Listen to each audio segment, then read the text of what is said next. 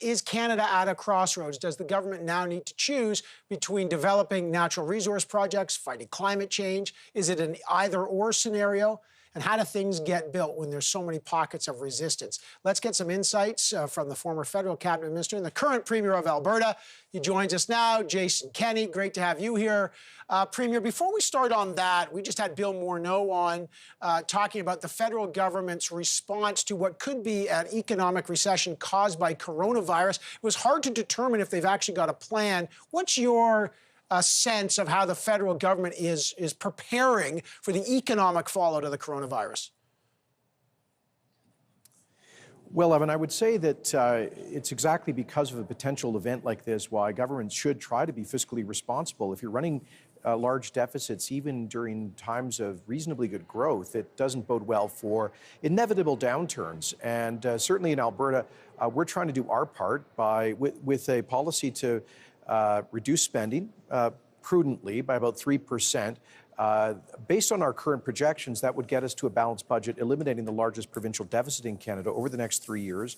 Obviously, that plan may be affected as well if there is a major global downturn. Alberta is perhaps a little bit more vulnerable than other provinces because the downturn would really impact commodity prices with lower energy prices, for example. So we're concerned. We think Ottawa should be, and I think it's a cautionary lesson to all governments across the partisan and geographic spectrum that fiscal responsibility is important. Right. But Premier, tomorrow Bill Morneau is going to talk to your finance minister and the finance ministers across the country. What message about preparing for this coronavirus fallout will your finance minister be delivering? Like, what do you guys want to hear right now from the federal government?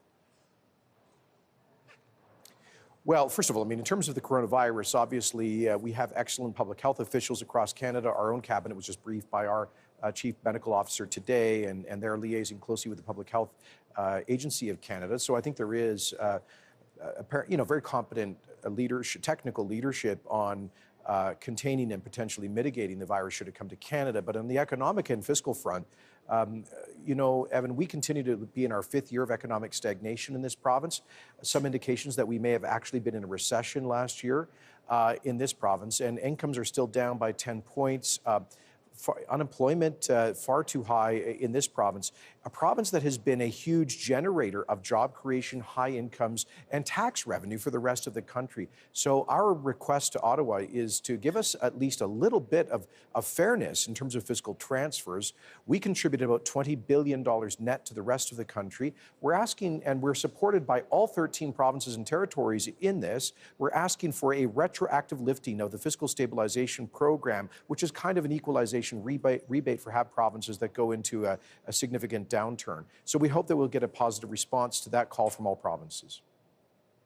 Yeah, and I know you've talked about that, but I think, first of all, everybody across the country appreciates the very difficult time that's happening in Alberta, the high unemployment rates, the serious downturn. But a lot of folks are saying that for political purposes, you've been stoking feelings of separatism and blaming the government. And some have said, look, Premier Kenney, Alberta's still got the highest per capita income in the country, the lowest rates of poverty. I'm not trying to in any way diminish the pain going on there. Still the lowest corporate personal tax, no sales tax. The equalization formula that you don't like so much was negotiated by Stephen Harper when you were a senior minister in there. You're not going to propose in your new budget a new sales tax. So, I remember Jim Prentice saying Alberta's got to look in the mirror. Is that a moment as well, not just for the federal government, but also for your own government? You packed an awful lot in there, Evan. Let me put it this way. Albertans have never really objected to the generosity of contributing over $600 billion net to the rest of the Federation since about 1960. What we ask for is the ability to develop that wealth in the future.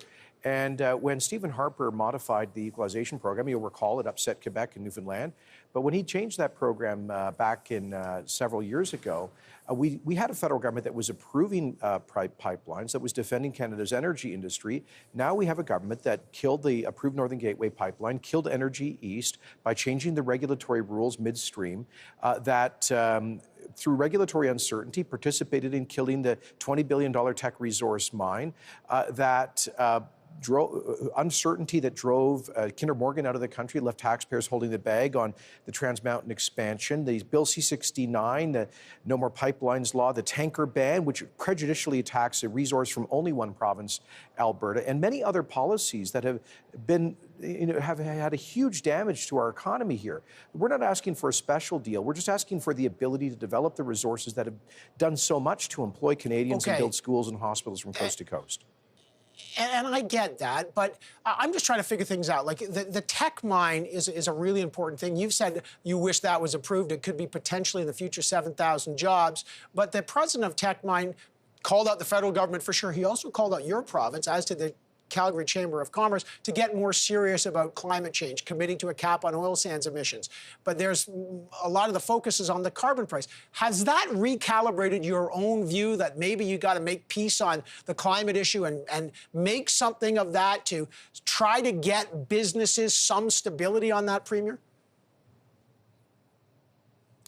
Well, it's up to the federal government to give stability, and stability means potential to grow, but turning investment into jobs and returns in this country and in Alberta. But Evan, the day after, within 12 hours of winning the April provincial election last year here in Alberta, I was on the phone with the Prime Minister indicating our willingness to bring in the regulations for the 100 megaton cap that had been negotiated with my NDP predecessors. I indicated our willingness to talk about a $30 level for the levy on major emitters. We actually went ahead and did that without getting anything back from Ottawa. We did finally get an equivalency agreement between us and the federal government on that major emitters levy, which is like 10 times more effective in addressing CO2 emissions than the retail consumer tax that punishes people for heating their homes in the winter.